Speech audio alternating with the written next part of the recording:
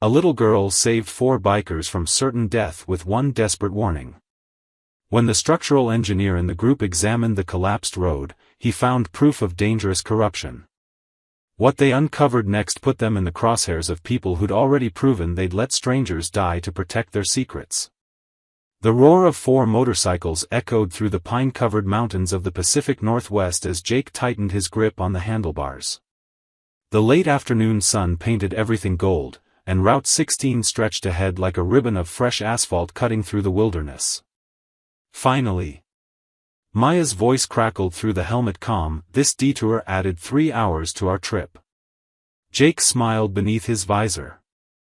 Maya hated delays. As a travel vlogger, she lived for the perfect shot, the perfect moment, and this scenic route was supposed to deliver both. Worth it though, Eli chimed in from behind. Look at this view. Beats the interstate any day. Ben, riding at the rear, stayed quiet. He usually did. The paramedic student had learned early that sometimes silence spoke louder than words.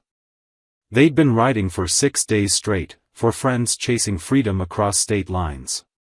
Jake had planned the route meticulously, structural engineer habits died hard, but when a rockslide closed Highway 101, they'd been forced onto Route 16. The road had only reopened 2 weeks ago after years of construction. Hey, there's someone up ahead, Ben's voice cut through the idle chatter. Jake squinted. A small figure stood at the roadside, maybe 50 yards out. As they got closer, his stomach tightened. It was a little girl, no older than 7, wearing a bright yellow raincoat despite the clear sky. Her sneakers were caked in mud. She wasn't just standing there. She was jumping. Waving her arms wildly. Screaming. Wait! Wait! Don't go that way. Jake's hand hit the brake instinctively. The others followed suit, their bikes skidding slightly on the fresh asphalt as they slowed to a stop about 20 feet from her. What the? Maya started, but her words died in her throat. Ahead of them, maybe 100 yards down the road, a semi-truck loaded with timber was cruising toward a gentle curve that overlooked a deep gorge. The driver probably had his radio on, window down, enjoying the same beautiful day they were. Then the road simply disappeared. Not gradually. Not with warning. The asphalt cracked like thin ice, spiderwebbing outward in an instant. The entire section, 30 feet wide, maybe 40 feet long, collapsed into itself with a sound like thunder breaking bones. The semi-truck's front wheels dropped first, the cab pitching forward as if the earth had opened its mouth and decided to swallow it whole. Metal screamed. The trailer jackknifed, logs spilling like matchsticks as the entire rig tumbled into a massive sinkhole that hadn't existed 3 seconds ago. Dust exploded upward in a brown cloud, thick and choking. Oh my God, Maya whispered. The little girl was still screaming, now crying, her small fists pressed against her mouth.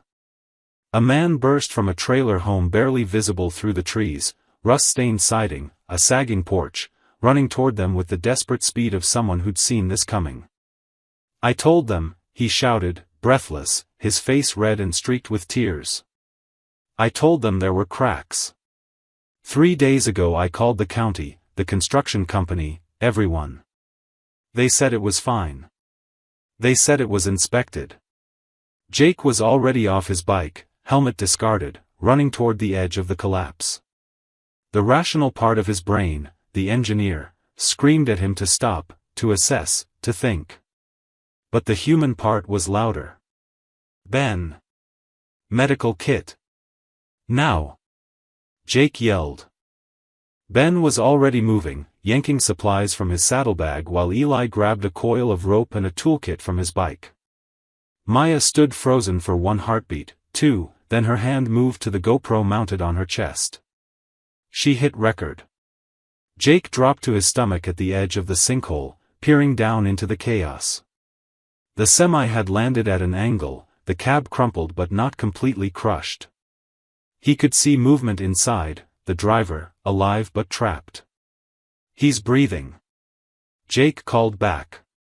Eli, I need that rope. Ben, we're going down. That edge isn't stable, the girl's father shouted, stumbling to a stop beside them. The whole section could go any second. Then we move fast, Jake said flatly. His eyes met Ben's. No words needed. Eli tied off the rope to his bike's frame, heavy, reinforced, meant for towing. This'll hold. Go. Jake went first, rappelling down the 12-foot drop into the crater. The smell hit him immediately, diesel fuel, hot rubber, freshly torn earth. Below, the cab was pinned against a concrete drainage pipe that had been hidden beneath the road. Sir. Can you hear me? Jake reached the driver's window. The man inside was maybe 50, blood trickling from a cut above his eye, but conscious. Terrified. My legs, the driver gasped. Can't feel my legs. Ben landed beside Jake with practiced efficiency, medical kit already open. Don't move. We've got you. Above them, Maya's voice, emergency services are on the way. 10 minutes out. 10 minutes. Jake scanned the wreckage, his engineer's eye cataloging details even in the chaos. The broken asphalt revealed rebar beneath, thin, rust-spotted, completely inadequate. He'd seen residential driveways with better reinforcement. This wasn't right. Eli climbed down next, carrying a small hydraulic jack from his toolkit. We need to lift the dashboard off his legs. Carefully.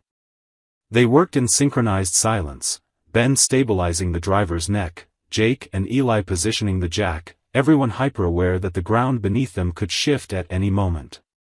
Almost there, Eli muttered, pumping the jack. Just a little more. The dashboard lifted 2 inches. Enough.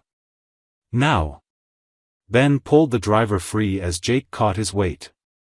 Together they maneuvered him onto a flat piece of metal from the trailer, using it as a makeshift stretcher. Getting him up was harder than going down. The rope burned Jake's palms even through his gloves. His shoulders screamed. But inch by inch, they hauled the driver to safety just as the first sirens wailed in the distance. When they finally collapsed on solid ground, the girl's father was kneeling beside his daughter, holding her tight.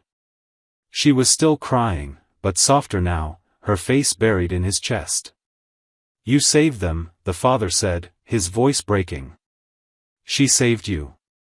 She's been standing out here every day since I noticed those cracks, trying to warn people. Nobody stopped. Nobody listened. Maya crouched beside the little girl, turning off her GoPro. What's your name, sweetheart? Emma, the girl whispered. Emma, you're a hero. You know that? As the ambulance and fire trucks arrived, Jake stood at the edge of the collapse, staring down at the exposed rebar again. His mind wouldn't let it go. Something about the way it had broken, too clean, too brittle. Maya appeared beside him, following his gaze. What are you thinking? I'm thinking, Jake said slowly, that this road was celebrated for finishing 6 months ahead of schedule. I'm thinking that doesn't happen by accident. And I'm thinking. He picked up a chunk of broken asphalt, examining the embedded rebar. This metal is garbage. It shouldn't have passed any inspection. Maya's eyes widened. Are you saying? I'm saying we're not leaving yet, Jake interrupted. Not until we know why a little girl had to risk her life because grown men cut corners. Behind them, Emma watched from her father's arms, her small hands still trembling. She'd tried to warn them. Now, Jake would make sure someone listened. The paramedics worked fast, loading the truck driver onto a gurney while fire crews secured the perimeter with orange cones and caution tape. Jake noticed how none of them seemed surprised. Just tired. Resigned. This happen often around here, he asked one of the firefighters, a woman with gray streaks in her ponytail. She glanced at him, then at the collapsed road. More than it should. Third incident this year on Route 16 alone, she lowered her voice. Between you and me? We thought they rushed this project. But what do I know? I just put out fires. Jake filed that away. Ben was getting his leg checked by a paramedic. He'd twisted his ankle during the rescue but refused to admit it until now. Eli stood by his bike, methodically cleaning dirt from his tools, his mind clearly elsewhere. Maya had her phone out, reviewing the footage she'd captured. Emma's father approached Jake, holding his daughter's hand.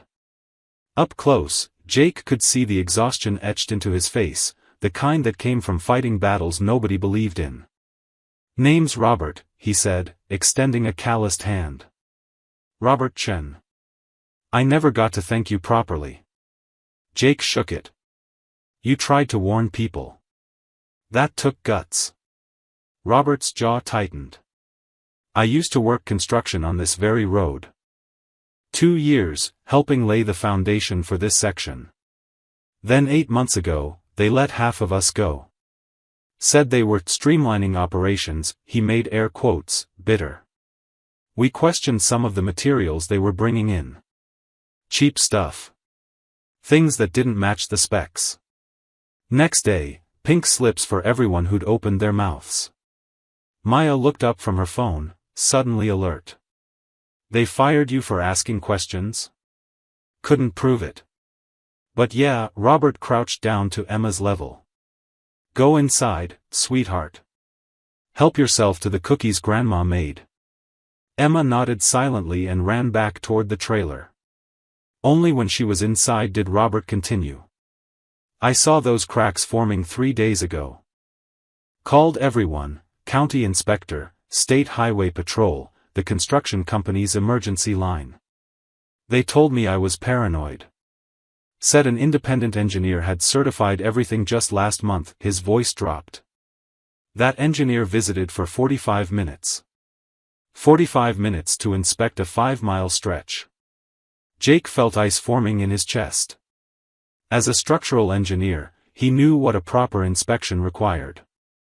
Days, not minutes. Core samples. Stress tests. Documentation. "Do you remember the company name?" Jake asked. "Summit Ridge Construction," Robert said immediately. "Based in Seattle. Big contract. $23 million for this section alone." Eli whistled low. "That's a lot of motivation to cut corners." A black SUV pulled up, and a man in a suit climbed out, late 40s, expensive watch, smile that didn't reach his eyes. He made a beeline for the fire chief, talked for 90 seconds, then approached the group. "Gentlemen." "Ma'am," his eyes lingered on Maya's GoPro. "I'm David Kerr, site manager for Summit Ridge. Terrible tragedy today. We'll of course be conducting a thorough investigation into this unfortunate act of nature." "Act of nature?" Jake repeated, his voice dangerously calm. "Soil erosion. Underground water damage. These things happen in mountainous terrain." Kerr's smile never wavered. "I'm sure you understand.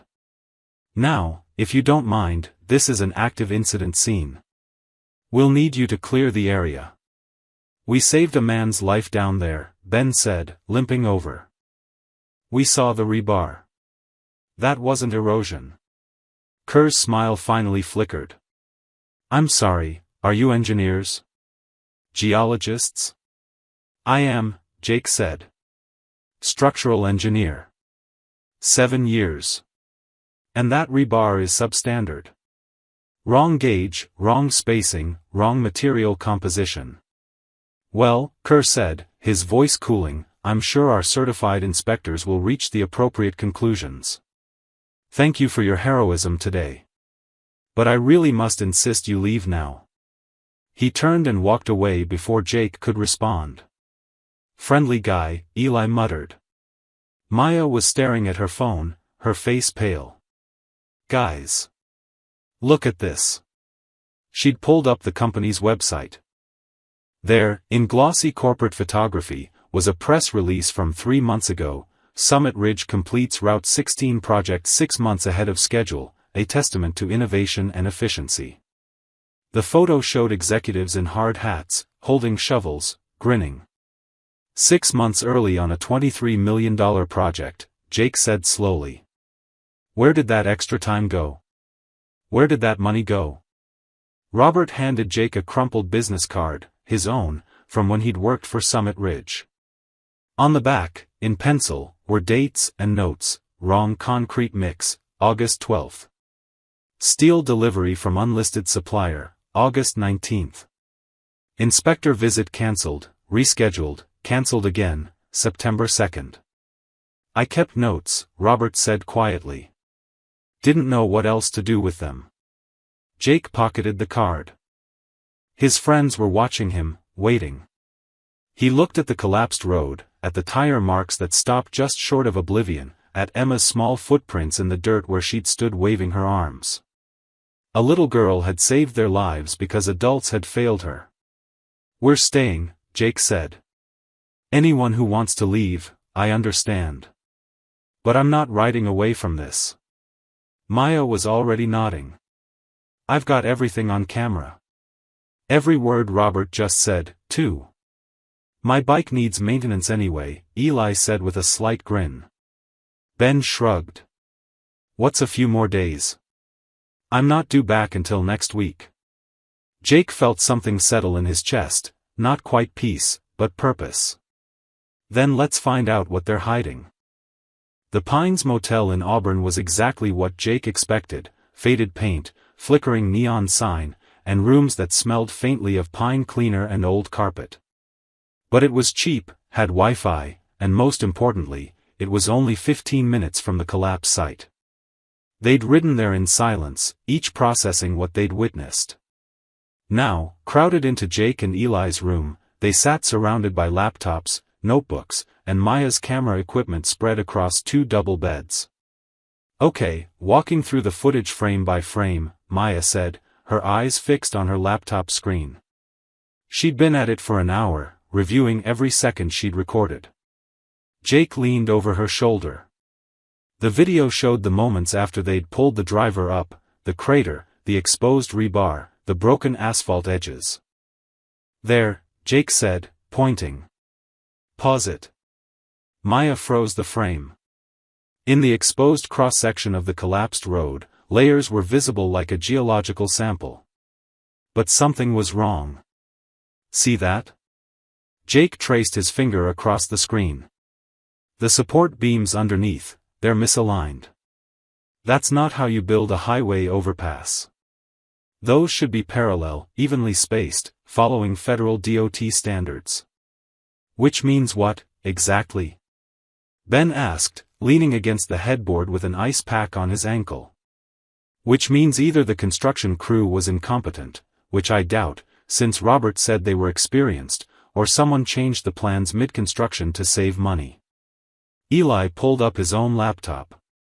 I've been looking into Summit Ridge construction. They've done 12 major projects in the last 5 years. All of them finished early. All of them under budget. That's good, right? Ben said. Efficient. In construction? No, Jake shook his head. Projects run over budget and past deadlines. That's the industry standard. When you finish early and under budget, either you're a genius or you're cheating. Maya clicked to another video file. Listen to this. I recorded Robert's whole story. She played it back, Robert's voice, tired and frustrated, explaining how workers were fired for questioning materials. We need more than one guy's word, Eli said. No offense to Robert, but any lawyer would tear that apart as hearsay from a disgruntled ex-employee. Jake stood, pacing the narrow space between beds. His mind was working through the problem like an equation. The news celebrated this project. I remember seeing it, local politicians taking credit, talking about infrastructure investment. He turned to Maya. Can you find those articles? On it, her fingers flew across the keyboard. Ben spoke up quietly. What if we just go to the authorities? Give them what we have, let them investigate? And tell them what? Jake asked.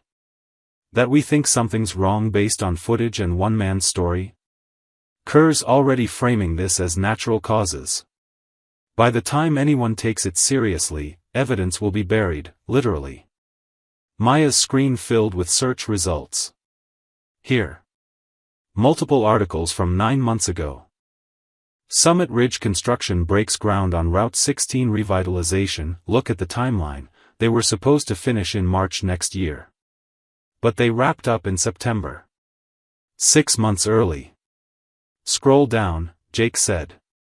Look for the original project specs. Maya clicked through pages until she found a PDF attachment on a local government website, the original bid proposal. Jake scanned it quickly, his engineering background making sense of the technical jargon. His blood went cold. The original specs called for grade 60 rebar, 12-inch spacing. What I saw in that crater was grade 40, maybe worse, at 16-inch spacing. That's the difference between a road that lasts 50 years and one that fails in 5-inch. Can you prove that from the video? Eli asked. Jake studied the frozen frame again. Maybe. But I'd need to get closer, take measurements, maybe pull samples. He stopped. Which we can't do because it's an active investigation site now. Silence settled over the room. Outside, a truck rumbled past on the highway, its engine fading into the distance. What if we went in as journalists? Maya said suddenly. Everyone turned to look at her. I'm a travel vlogger, but I've done documentary-style pieces before. We could say we're doing a story on road safety, recovery efforts after the collapse. People talk to cameras. Summit Ridge won't let us anywhere near that site, Ben pointed out. Not the site. The company office. Maya's eyes lit up. They have a local branch in Tacoma. It's public-facing, they'd want to control the narrative, show they're being transparent. We schedule an interview, ask softball questions at first, then dig deeper. Jake considered it. It was risky. But it was also the only lead they had. We'd need to look legitimate, he said. Press credentials, equipment, a real angle. Maya grinned. I've got 40,000 YouTube subscribers and verified accounts on 3 platforms. I'm legitimate enough. Eli nodded slowly. Could work. Get them comfortable, then ask about the materials, the timeline, the workers who got laid off. And record everything, Jake added. Even if they don't admit anything, their reactions might tell us something. Ben shifted the ice pack on his ankle. When? Tomorrow morning, Maya said, already typing. I'll email their PR department tonight. By the time they check my credentials and see I'm real, they'll be eager to get their version out there. Jake looked at each of his friends, Maya, excited and determined, Eli, calm and analytical, Ben, quiet but solid. They'd started this trip looking for adventure, for freedom. They'd found something else entirely. All right, Jake said. Tomorrow we go knocking on doors. But everyone stays sharp. If Robert's right about people getting fired for asking questions, we might be walking into something bigger than we think. Maya hit send on her email. Then let's find out just how big it is. The Summit Ridge construction field office sat in an industrial park outside Tacoma, a prefab building with vinyl siding and a parking lot full of work trucks. Professional, but not corporate. Exactly the kind of place where decisions got made far from public scrutiny. Maya adjusted the camera on its tripod while Jake clipped a wireless mic to his collar. They'd decided he should take the lead, an engineer asking technical questions would seem natural. Ben and Eli waited in the parking lot, out of sight. Remember, Maya whispered, start friendly. We're just doing a piece on infrastructure resilience. The door opened before Jake could knock. A woman in her 50s, gray hair pulled back efficiently, smiled at them. You must be the documentary crew. I'm Susan Park, community liaison. Please, Come in. The interior was exactly what Jake expected: metal desks, filing cabinets, blueprints pinned to walls, the faint smell of coffee and concrete dust. 3 other workers glanced up briefly, then returned to their computers. "Mr. Kerr is running a few minutes late," Susan said, gesturing to plastic chairs. "Can I get you water? Coffee?" "Water's fine, thanks," Maya said, setting up her camera with practiced ease. They waited 12 minutes. Jake knew it was intentional, a power play, making them sit and observe the normal, professional atmosphere. "See? We're just regular people doing regular work." When David Kerr finally emerged from a back office, his smile was the same one from yesterday, calculated, hollow. "Apologies for the delay. Yesterday was chaotic, as you witnessed. Please, let's talk in the conference room." The room was small, dominated by a fake wood table and a whiteboard covered in project timelines. Kerr sat across from them, hands folded, perfectly composed. Maya started recording. "Thanks for meeting with us, Mr. Kerr. We're doing a piece on infrastructure safety following yesterday's incident. Can you walk us through what happened?" Of course, Kerr's voice was smooth, rehearsed. "What we experienced was an unfortunate geological event. The region has significant underground water channels, and recent rainfall likely caused subsurface erosion. Our hearts go out to the truck driver, and we're grateful for the quick response from emergency services and brave citizens like yourselves." Jake leaned forward slightly. "The road only reopened 2 weeks ago. Were there any indications during construction that the soil might be unstable? We conducted extensive geological surveys before breaking ground. Everything met or exceeded federal standards." Kerr's smile never wavered. "These surveys are public record, available through the county clerk's office." "What about the materials used?" Jake pressed. "The rebar specifications, the concrete mixture, the support structure?" Something flickered behind Kerr's eyes, just for a second. "All materials were certified and inspected. We have documentation for every delivery, every installation phase." "Can we see that documentation?" Maya asked, keeping her tone light, curious rather than accusatory. "That would require approval from our legal department. But I can assure you, everything was by the book." Jake shifted gears. "We spoke with a former employee who mentioned concerns about materials during construction. Robert Chen. Do you remember him?" Now Kerr's smile tightened. "We employ hundreds of workers across multiple projects. I can't recall every individual. But I can tell you that we maintain the highest standards, and anyone who couldn't meet those standards was let go appropriately." "So you did let people go?" "Routine workforce adjustments. It happens on every major project." Kerr stood abruptly. "I think we're done here. You have your statement. The collapse was a natural disaster, we're cooperating fully with investigators, and we stand by our work." "Mr. Kerr," Jake started, but Kerr was already opening the door. "Susan will show you out. Thank you for stopping by." The interview was over. They'd been given exactly nothing. Outside, climbing into Eli's van that they'd borrowed for the trip, Maya reviewed the footage. He was nervous. "Did you see it? When you mentioned Robert, he tensed up." "He stonewalled us completely," Jake said, frustrated. "Everything met standards, everything was inspected, blah blah blah." Ben, sitting in the back, spoke up. "So what now?" Before anyone could answer, Susan Park appeared at Maya's window, moving quickly, glancing back at the building. Maya rolled it down. "I shouldn't be doing this," Susan whispered urgently, "but you seem like you actually care about the truth. 3 months ago, there was a steel delivery discrepancy. Several batches were swapped during transport, cheaper material, non-certified.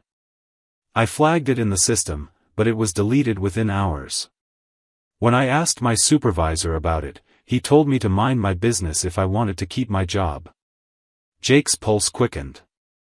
Do you have proof? It's gone from our system. But the original supplier might still have records.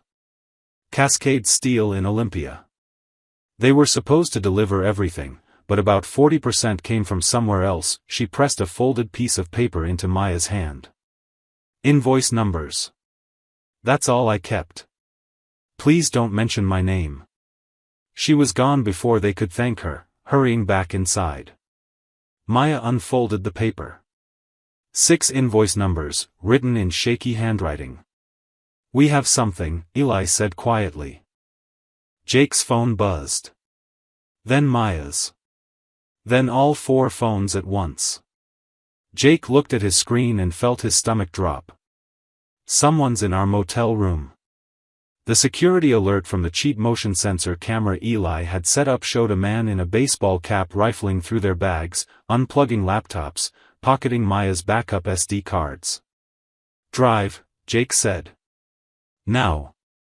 But when they arrived at the Pines Motel 20 minutes later, the intruder was gone.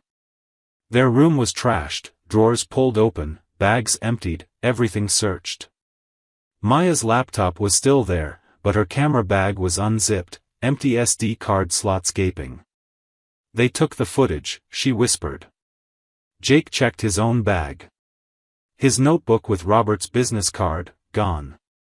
The photographs he'd taken of the rebar, gone.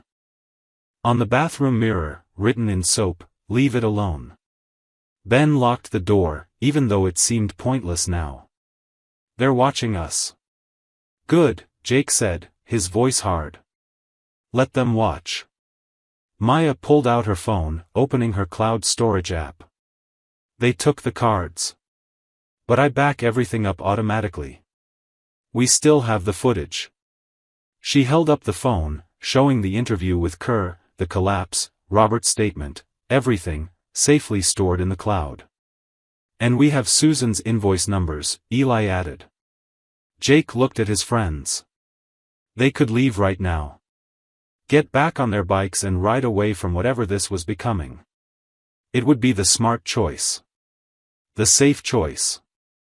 But Maya's jaw was set, determined. Eli had his phone out, already researching Cascade Steel. Ben was checking his medical kit, making sure nothing was taken. A little girl saved us, Maya said quietly, echoing her words from yesterday. We owe her the truth. Jake nodded. Then let's go find it. Cascade Steel's facility in Olympia looked like it was barely hanging on, rusted fencing, weeds pushing through cracked asphalt, only a handful of cars in the employee lot. The company logo on the building was faded, one letter completely missing. Doesn't exactly scream, thriving business, Eli observed as they pulled up. They'd left the motel at dawn, not bothering to check out, just packed everything and moved to a different hotel across town. Jake wasn't taking chances anymore. Inside, a receptionist with tired eyes looked up from a romance novel. Help you? We're trying to track down some delivery records, Jake said, keeping his tone casual. Invoice numbers from a job last year. We're doing accounting reconciliation for a client. The woman sighed like they'd just asked her to climb Everest. You got paperwork? Jake slid Susan's paper across the desk, the 6 invoice numbers clearly visible. She squinted at them, then typed slowly into an ancient computer.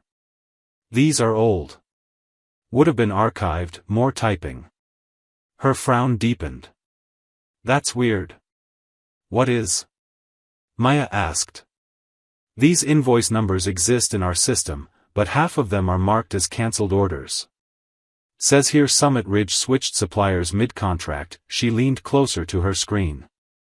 But there's notes. Hold on. She picked up a desk phone, dialed an extension. Hey, Marcus? Can you come up front for a sec? Got some weird invoice stuff from last year's Summit Ridge job. A man in his 60s appeared from a back office, wiping metal dust from his hands. Former floor manager, Jake guessed from the way he carried himself. Summit Ridge? Marcus's expression soured immediately. Don't get me started. They ordered premium grade 60 rebar, paid deposit, then 3 months and they cancelled 60% of the order. Said they found a better price. Do you know who the other supplier was? Jake asked. Marcus pulled reading glasses from his shirt pocket, studied the invoice numbers. This is my handwriting in the notes. See? I wrote Griffin Industrial Supply, but when I looked them up to call and introduce myself, professional courtesy, you know, there was no listing. No website, no phone number that worked. Just a P.O. box in Vancouver, Washington. Jake and Maya exchanged glances.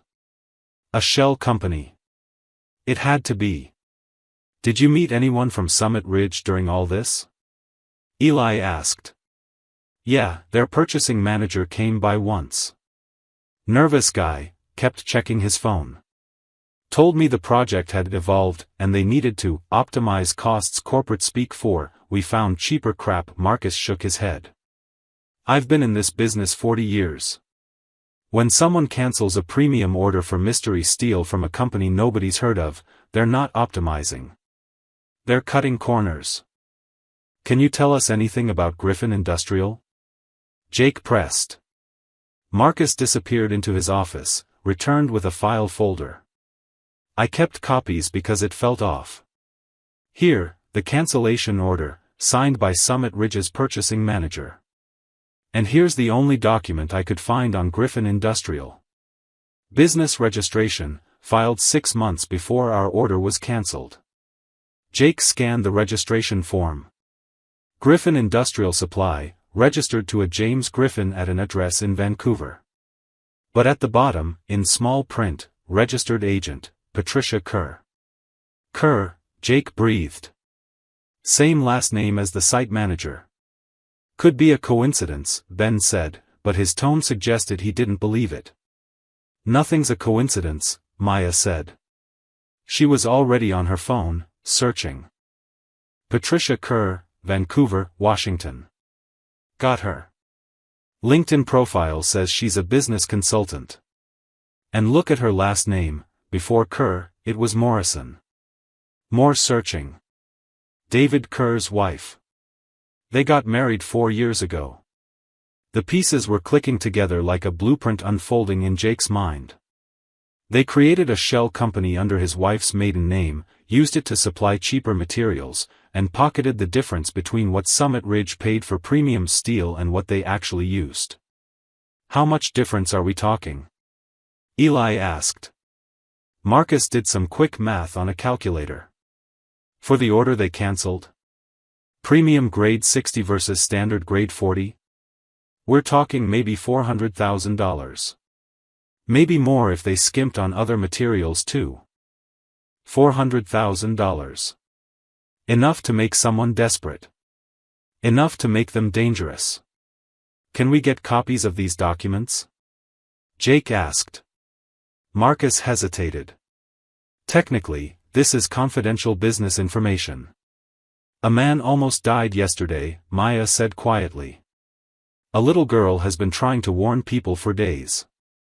And someone broke into our motel room last night to steal evidence. Marcus's jaw tightened. He walked to the copy machine. I'm going to the bathroom. I'll be back in 5 minutes. Whatever happens to these documents while I'm gone, I didn't see it. He left. They copied everything. Back in the car, Maya was already uploading photos of the documents to her cloud storage. We need to go public with this. I can edit everything together, the collapse, Robert's interview, Kerr's stonewalling, now this paper trail. Post it everywhere. Not yet, Jake said, thinking. We're close, but we need something stronger. Right now Kerr can claim he didn't know about his wife's company, that it's all circumstantial. We need proof he knew the materials were substandard. Ben's phone buzzed. He looked at it, then his face went pale. Guys. Check your social media. Search the Route 16 hashtag. Maya pulled it up on her phone. Yesterday, posts about the collapse had been spreading, her clips, news coverage, people sharing and commenting. Now, they were gone. Not just hers, everyone's. The hashtag existed, but recent posts were vanishing within minutes of being uploaded. "They're scrubbing it," Eli said, disbelief in his voice. "How is that even possible?" "Money," Jake said grimly. "Enough money buys a lot of digital cleanup. PR firms, reputation management, lawyers sending takedown notices." Maya tried uploading a 30-second clip of the collapse. It posted, gained 3 shares, then disappeared. "This is insane," she whispered. Jake stared at the documents in his lap, the paper trail that connected everything. They had evidence now. Real, tangible proof of fraud and corruption. But if they couldn't get the story out, if it could be buried as fast as they revealed it, what good was the truth? His phone rang. Unknown number. He answered cautiously. "Hello? Mr. Hayes?" A woman's voice, professional. "This is Amanda Chen, Robert's wife. You need to come to the house. Now." Robert found something in his old work gear. "Something he thinks you need to see." "What is it?" He wouldn't say over the phone. "But he's scared, Mr. Hayes. Really scared. Please hurry." The line went dead. Jake looked at his friends. Robert found something. "We need to go back." "Could be a trap," Eli said. "Could be the missing piece," Jake countered. Maya was already starting the engine. "Then let's find out which." Dark clouds rolled over the mountains as they drove back toward Route 16, the sky turning the color of old bruises. The weather report on the radio warned of severe storms. The same system that had dumped rain on the region 3 days ago was circling back, stronger this time. Robert's trailer sat just off the main road, looking even more worn in the gray light. Amanda Chen met them at the door, worry etched deep in her face. Emma peeked out from behind her mother's legs, recognition lighting up her eyes when she saw Jake. "He's in the back shed," Amanda said, ushering them inside quickly. "He's been going through his old work stuff all morning. Found something in a toolbox he hadn't opened since they fired him." Robert emerged from a narrow hallway, holding a small black object, a USB drive. His hands were shaking. "I forgot I had this," he said, his voice urgent. "We used to document our work, take photos of each phase for the project records. It was standard procedure. When they let me go, I grabbed my personal gear in a hurry. This must have gotten mixed in." He handed the drive to Jake. "There's photos on here from August, when they started switching materials. I didn't think anything of it at the time, I just took pictures like we always did. But now..." Jake plugged it into his laptop. The drive contained hundreds of photos, rebar installations, concrete pours, delivery trucks. He scrolled through quickly, his engineer's eye-catching details others might miss. Then he stopped. "There," he said, pointing at the screen. A photo of a steel delivery, date stamped August 23rd. The truck had Griffin Industrial Supply painted on the side, but the paint looked fresh, amateurish. In the background, partially visible, was another company name on a second truck, Pacific Northwest Metals. "They repainted trucks to hide where the steel actually came from," Eli said, leaning in. Jake clicked through more photos. Shots of workers installing rebar, but the spacing was wrong, clearly visible if you knew what to look for. Images of concrete being poured, but the mixture looked thin, watery. "This is it," Jake breathed. "This proves they knowingly used substandard materials." "Robert, you documented everything." A crack of thunder shook the trailer. Rain began hammering the roof like bullets. Amanda moved to the window, pulling the curtain aside. "It's getting worse. The Weather Service just issued a flash flood warning for the gorge area." "The road," Robert said suddenly, his face draining of color. "If this rain is as bad as last time, and those same structural issues exist further down Route 16. He didn't need to finish. They all understood. Jake was already on his phone, calling 911. Yes, I need to report a potential road collapse on Route 16 near milepost 42. There's a severe structural deficiency and the rain. He paused, listening. I understand other areas are priority, but this is urgent. People could die. The call dropped. He tried again. Busy signal. Emergency services are overwhelmed, Ben said, checking his own phone. Look at this, multiple accidents reported across 3 counties. Everyone's stretched thin. Maya pulled up a traffic app. There's cars on Route 16 right now. At least a dozen showing on the map near the gorge section. Another thunderclap, louder. Through the window, they could see the newly repaired section of road. The collapsed area had been barricaded, but traffic was being rerouted around it on a temporary bypass that looked just as new, just as hastily constructed. That bypass wasn't in the original plans, Robert said, following Jake's gaze. They built it in 5 days to get the road reopened. 5 days, his voice cracked. It's going to fail. Just like the other section. Jake made a decision. We go. Flag down cars, get people turned around before. The ground trembled. Not an earthquake, something else. Through the rain, they watched the bypass road ripple like water, crack spiderwebbing across its surface. Go! Jake shouted. They ran for the bikes, but Maya grabbed Jake's arm. The van's faster. We can fit more people. She was right. They piled into Eli's van, Robert jumping in with them while Amanda stayed with Emma, already calling everyone she knew to warn them. The rain was blinding, the wipers barely keeping up. Maya drove like she was racing death itself, which maybe she was. As they approached the bypass, they could see it, cars slowing, brake lights flashing as drivers noticed the cracks spreading across the asphalt. Then, 50 yards ahead, a minivan's rear tire broke through the surface. There. Ben pointed. Maya skidded to a stop. They jumped out into the downpour. The minivan was tilting, its back end sinking as the road collapsed beneath it. Inside, Jake could see faces, a family. Kids. Eli, get the rope. Ben, medical kit. Jake was already running, his boots splashing through water pooling on the disintegrating asphalt. The driver, a woman in her 30s, was trying to open her door but it was jammed. 2 children in the back seat were screaming. The passenger, her husband, was frantically unbuckling them. Jake reached the driver's window. Can you open it? She hit the button. The window lowered. My babies. We're getting them out.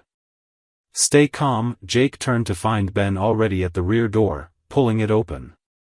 The husband handed him the first child, a boy, maybe 5, and Ben passed him to Eli, who ran him back to safety.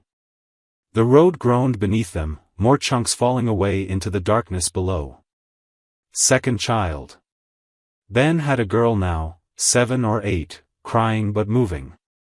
Maya appeared, taking her, running. Adults, now. Move. Jake yanked the driver's door with both hands. It gave way with a shriek of metal. He pulled the woman out just as the van lurched backward, dropping another foot. The husband was crawling through the back, but his leg caught on something. I'm stuck. Ben climbed in, working to free him while Jake held the door frame. The van was sliding now, inch by inch, the road crumbling like stale bread. Got it. Ben freed the man's leg. They tumbled out together, hitting the wet asphalt hard. Run. Jake hauled them both up. They scrambled away as the minivan finally gave up its fight with gravity and plunged into the gorge with a sickening crash. They collapsed on solid ground, relatively solid, anyway. The family huddled together, soaking wet, alive. Other drivers had stopped, everyone backing away from the bypass as more of it fell apart. Maya had her phone out, live streaming the entire scene. This is Route 16. The road is collapsing again. If you're anywhere near milepost 42, turn around now. Emergency services, we need help here immediately. Her voice was shaking but clear. The stream was live, broadcasting to anyone watching. Jake looked at Robert, who stood in the rain with tears mixing with the water on his face. They knew, Robert said. They knew this would happen, and they let people drive on it anyway. Thunder rolled across the sky like judgment. Jake pulled out his phone, dripping wet, and accessed the USB drive files he'd copied. With shaking fingers, he sent everything, every photo, every document, every piece of evidence, to Maya's cloud storage, to Eli's email, to his own backup accounts. Then he looked at the camera Maya held. My name is Jake Hayes. I'm a structural engineer. And I have proof that Summit Ridge Construction knowingly used substandard materials on Route 16. People almost died today. Again. And this ends now. Maya kept filming, rain streaming down the lens, capturing everything. The truth was finally coming out. And this time, no one could make it disappear. Maya's live stream exploded. Not slowly, not gradually, it hit like a shockwave. Within 20 minutes, 10,000 viewers. Within an hour, 200,000. News outlets started calling her phone so fast she had to turn off notifications. They'd retreated to a diner in Auburn, soaking wet and exhausted, while emergency crews dealt with the bypass collapse. The family they'd saved had been checked by paramedics, shaken but unharmed. 3 other vehicles had been evacuated before the road gave way completely. No fatalities. This time. Jake's laptop sat open on the sticky diner table, the USB drive contents displayed. Maya was editing footage on her phone with trembling fingers, the collapse, the rescue, Jake's statement, interspersed with Robert's photos showing the material swap. It's everywhere, Eli said, scrolling through his phone. Twitter, Reddit, TikTok. People are sharing it faster than anyone can take it down.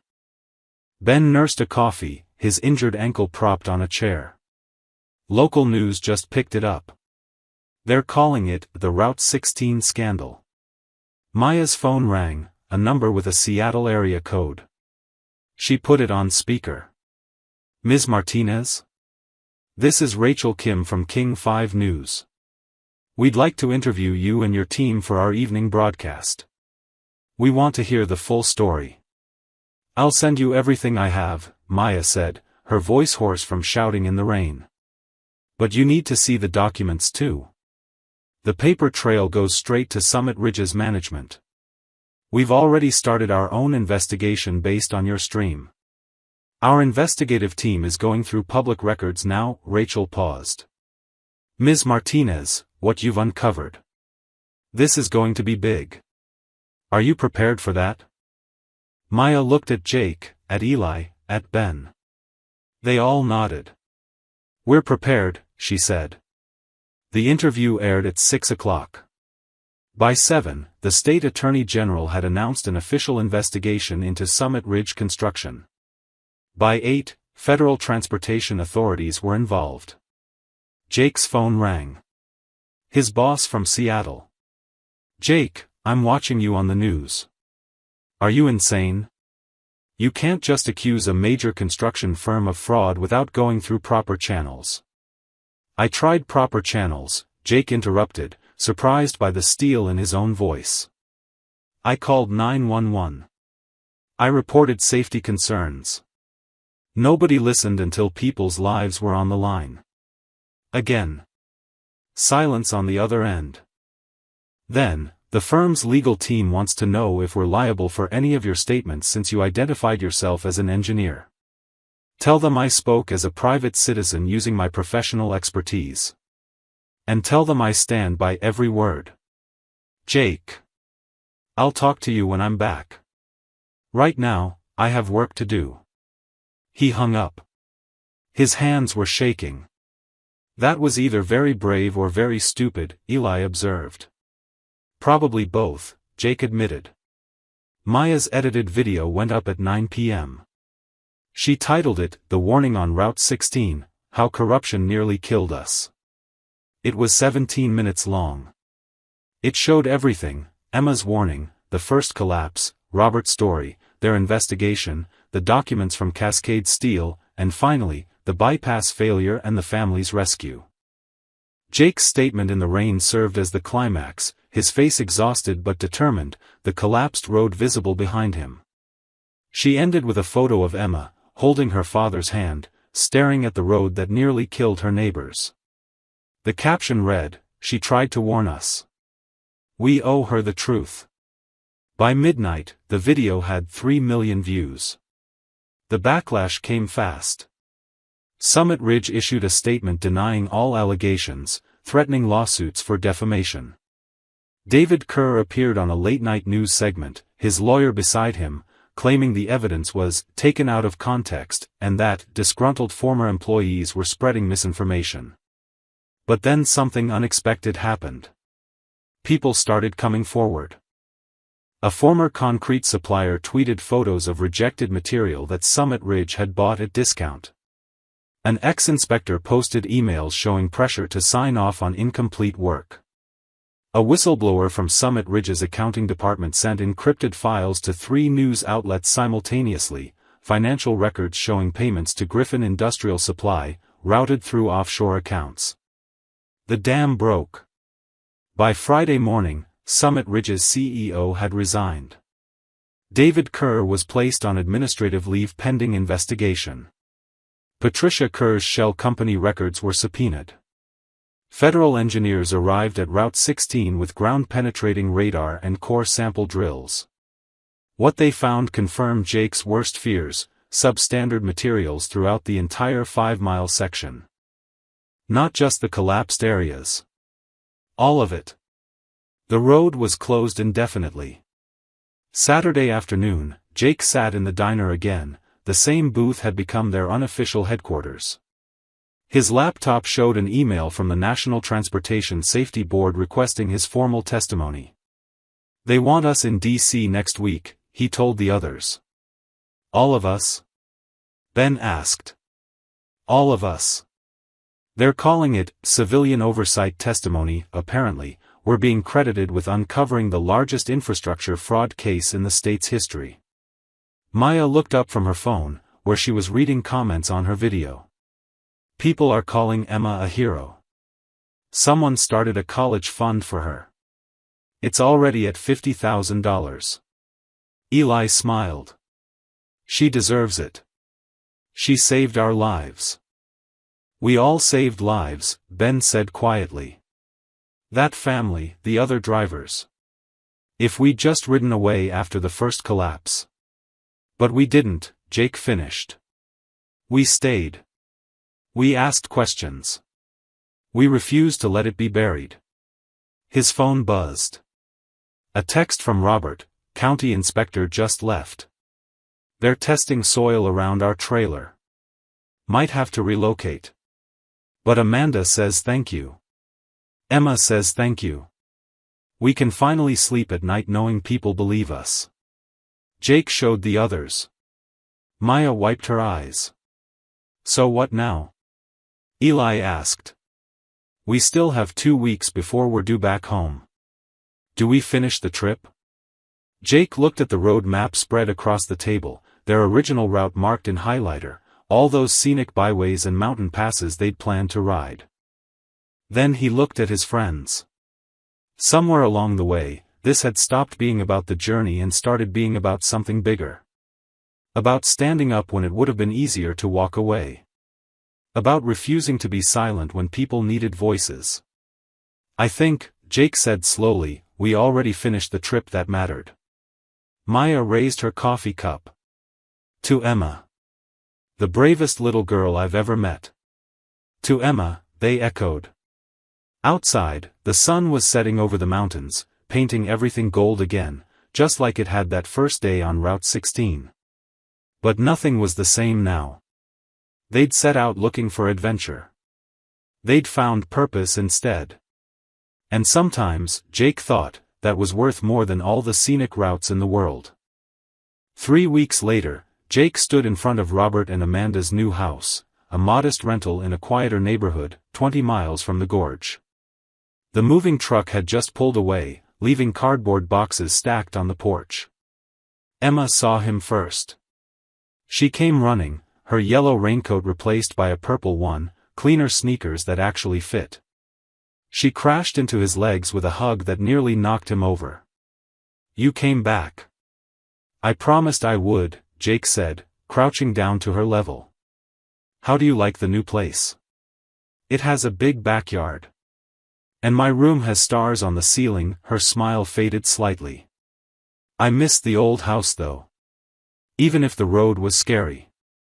Robert appeared in the doorway, looking better than Jake had seen him, rested, the weight of fear finally lifted from his shoulders. "Jake. Come in, please." Inside, the house smelled like fresh paint and new beginnings. Amanda was organizing the kitchen, and she waved with a grateful smile. "The college fund hit $90,000, Robert said, shaking his head in disbelief. 9-year-olds shouldn't need college funds because they saved people from corrupt construction companies, but," he trailed off. "We can't thank you enough. All of you. You were the one who kept the evidence. You were the one who tried to warn people," Jake said. "We just made sure someone finally listened." Emma tugged on Jake's sleeve. "I made you something. Wait here." She disappeared down the hall and returned with a piece of construction paper, carefully folded. When Jake opened it, his throat tightened. It was a crayon drawing, for motorcycles in different colors, riding down a road under a blue sky. Standing beside the road was a little girl in yellow, holding a sign that said, "Stop," in wobbly letters. Above it all, she'd written in her best handwriting, "Thank you for being brave." "Emma, this is," Jake couldn't finish. He folded it carefully and tucked it in his jacket pocket. "I'll keep this forever. I promise." "Will you come visit again?" she asked. "Whenever I can," Jake said, and meant it. As he left, Robert walked him to his bike. "I got a job offer. Small construction firm in Olympia, they saw the news and called me. Said they need someone who actually cares about doing things right." He laughed, but there were tears in his eyes. "I start Monday." "That's great, Robert." "Really? They're going to rebuild Route 16 properly this time. Federal oversight, new contractors, the whole thing. It'll take 2 years, but it'll be done right." Robert extended his hand. "Because of what you all did." Jake shook it. "Because of what Emma did. We just finished what she started." The others were waiting at a scenic overlook 50 miles south, their actual meeting point to finally, truly, head home. Maya was filming the valley below, capturing the late autumn colors. Eli was tinkering with his bike, checking fluids one last time. Ben sat on a picnic table, his ankle fully healed, reading a text message with a small smile. "Good news?" Jake asked, pulling up beside them. "My little sister.